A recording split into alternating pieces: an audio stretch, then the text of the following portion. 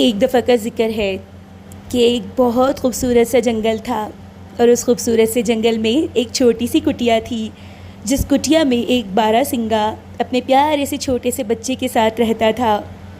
उस बारहसिंगा का नाम राजा था और उसके बच्चे का नाम पोनी।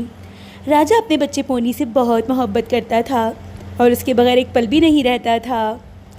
वहीं जंगल से कुछ दूर खूबसूरत सा एक मकान था और वहाँ एक शिकारी भी अपनी बीवी के साथ रहता था, जो अक्सर जंगल की तरफ शिकार खेलने के लिए जाया करता था। आज सुबह से भी शिकारी मूड में था और उसने सोच रखा था कि सुबह होते के साथ ही मैं शिकार खेलने जाऊंगा।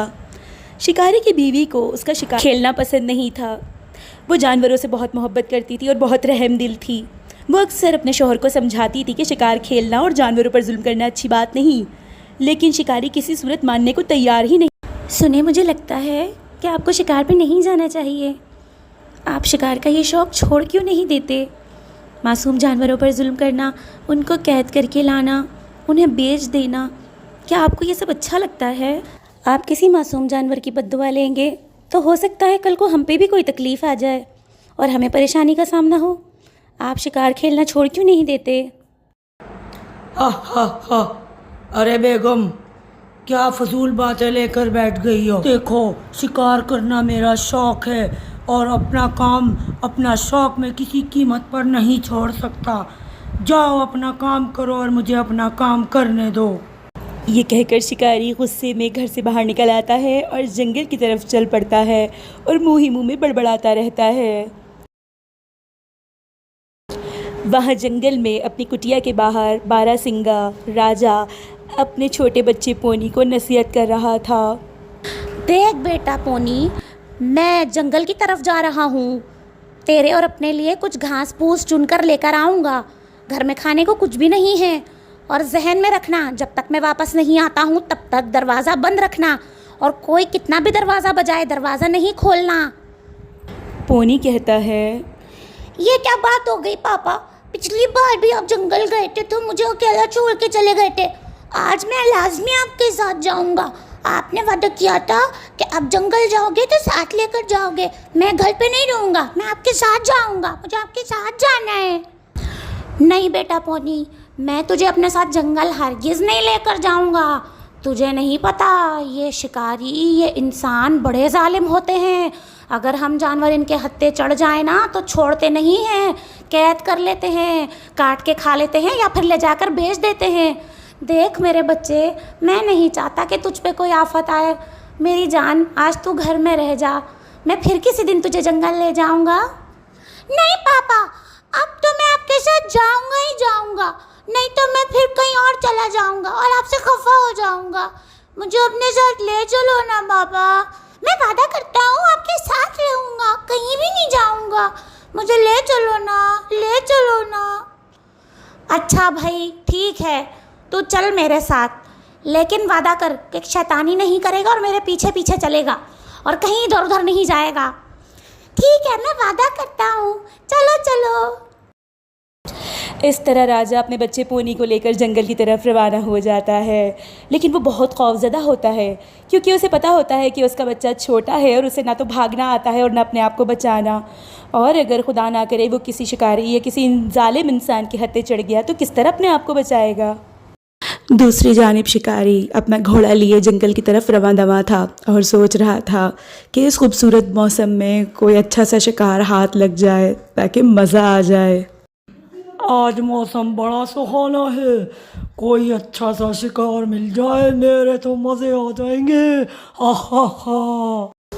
इतने में शिकारी की नज़र पोनी पर पड़ती है। पोनी खेलते खेलते उस तरफ आ निकलता है और शिकारी उसे देखकर कहता है, अरे इतना खूबसूरत बारहसिंगा और इतना प्यारा बच्चा, शहर ले जाके बेचूंगा, मेरे तो मज़े आ जाएंगे। वाह। उधर राजा अपने बच्चे पोनी को तलाश कर रहा होता है और परेशान हो रहा होता है। पता नहीं ये पोनी कहाँ चला गया है। समझाया भी था कि मेरे पास ही रहना, खुदा ना करे कोई आफत आ गई तो क्या करूँगा। हाय मेरा बच्चा। वहाँ जब पोनी की नज़र शिकारी पर पड़ती है तो उसे अपने बाप की बात याद आ जाती है। पापा ने कहा था कि ये इंसान बहुत जालिम होते हैं। अगर पकड़ ले तो छोड़ते नहीं है। मैं यहाँ से चला जाता हूँ। अगर इसने मुझे पकड़ लिया तो फिर मुझे छोड़ेगा नहीं। चलो चलो वापस चलते हैं। अरे अरे, इधर आओ, मेरे पास हो प्यारे बच्चे। आ, मैं तुझे चीज़ खिलाता हूँ, आजा मेरे बच्चे। वहाँ जब पोनी अपने बाबा राजा के पास पहुँचता है तो राजा कहता है, मैंने तुझे समझाया था ना कि मुझे छोड़ के कहीं मत जाना। तू अकेले ही निकल गया। अगर किसी शिकारी के खत्ते चढ़ जाता तो क्या होता? अब चल जल्दी वापस चल, यहाँ खतरा है। राजा अपने बच्चे पोनी को लेकर घर की तरफ बढ़ने ही लगता है। जंगल से निकल के बाहर जाने ही लगता है कि पीछे से शिकारी आ जाता है और शिकारी को देखकर राजा घबरा जाता है और ज़ोर से चीख मारता है, बेटा पोनी जल्दी भाग। राजा शिकारी को देखकर भागता है और सोचता है कि उसका बच्चा भी उसके पीछे भागेगा। लेकिन अफसोस कि राजा तो भागकर आगे निकल जाता है, लेकिन छोटा बच्चा पोनी भागते भागते गिर पड़ता है और शिकारी उसे अपने जाल में कैद कर देता है। पोनी चिल्लाता है, बचाओ बचाओ, पापा मुझे बचाओ, मुझे बचाओ। राजा बेबसी से अपने बच्चे की चीख सुनता है और परेशान हो जाता है। या अल्लाह मैं क्या करूं? मेरा बच्चा कैद में चला गया। इस जालिम शिकारी ने उसे कैद कर लिया। या अल्लाह मेरी मदद फरमा। इतने में शिकारी कहता है, बड़ी होशियारी कर रहा था, अब पकड़ा गया ना। बहुत चालाकी आती है, मैं भी कम नहीं हूँ। शहर ले जाके तुझे बेचूंगा, ठीक ठाक माल मिलेगा। हाँ। शिकारी की बातें सुनकर राजा कहता है, ए जालिम इंसान, तुझे शर्म नहीं आती? तूने मेरे मासूम बच्चे को मुझसे जुदा कर दिया, उसको कैद कर दिया। खुदा से डर। अरे जा जा, मुझे मत समझा।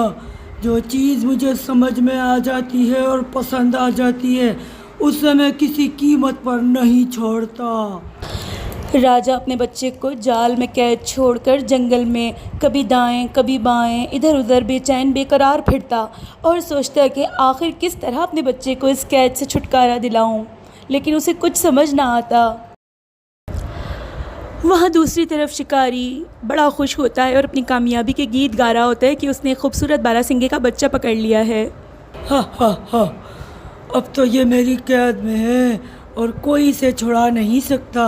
एक काम करता हूँ, बड़ी प्यास लग रही है, पानी पी के आता हूँ, फिर देखता हूँ इसका करना क्या है। ये कहकर शिकारी पानी की तलाश में निकल पड़ता है। इतने में एक चरवाहा अपनी भेड़ बकरियों को चराने के लिए जंगल में दाखिल होता है। चरवाहा अपनी मस्ती में मगन अपनी भेड़ बकरियों के साथ हल्की सी आवाज़ में गुनगुनाता हुआ जंगल की तरफ बढ़ रहा होता है। अरे वाह, क्या मौसम है। मैं छोटा सा एक लड़का हूँ पर काम करूँगा बड़े बड़े। हुर हुर।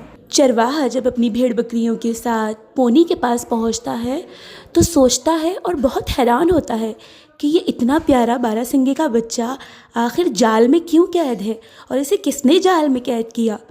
चरवाहा उससे पूछता है, अरे तुम कौन हो और इस जंगल में क्या कर रहे हो? छोटे से हो, तुम्हें किसने कैद किया हुआ है?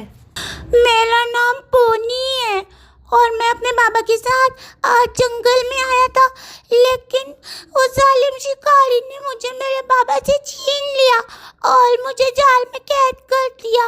चरवाहे चरवाहे मेरी मदद करो, मुझे इस जाल से निकालो, मुझे अपने बाबा के पास जाना है।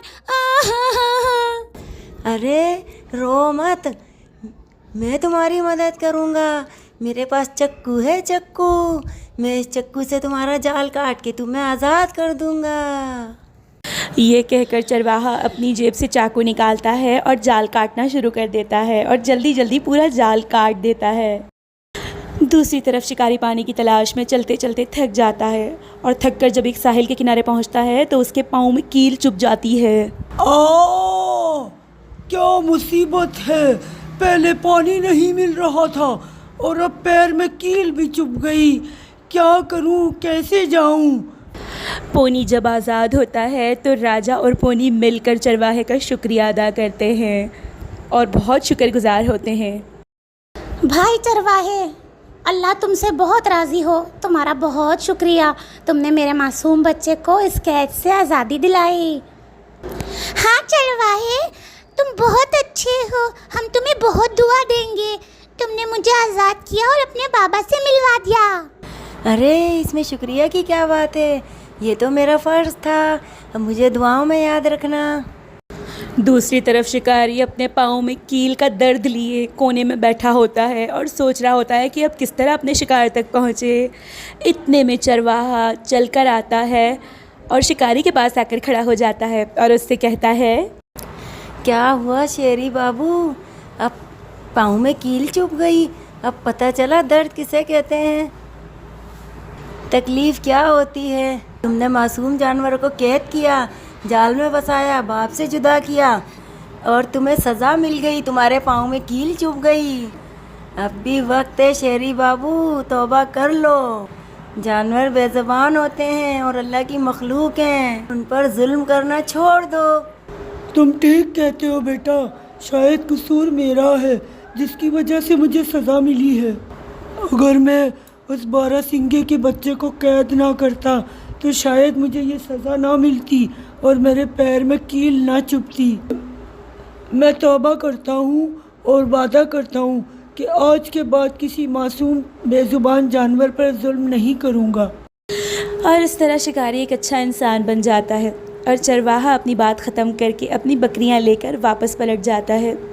तो प्यारे दोस्तों, यहाँ इस कहानी का इख्तिताम होता है और इस कहानी से हमें 2 सबक मिलते हैं। पहला ये कि हमेशा अपने वालिदैन की बात माननी चाहिए, कभी भी उनके ख़िलाफ़ नहीं जाना चाहिए। और दूसरा ये कि हमें मासूम जानवरों पर हमेशा रहम खाना चाहिए और कभी भी उन पर जुल्म नहीं करना चाहिए।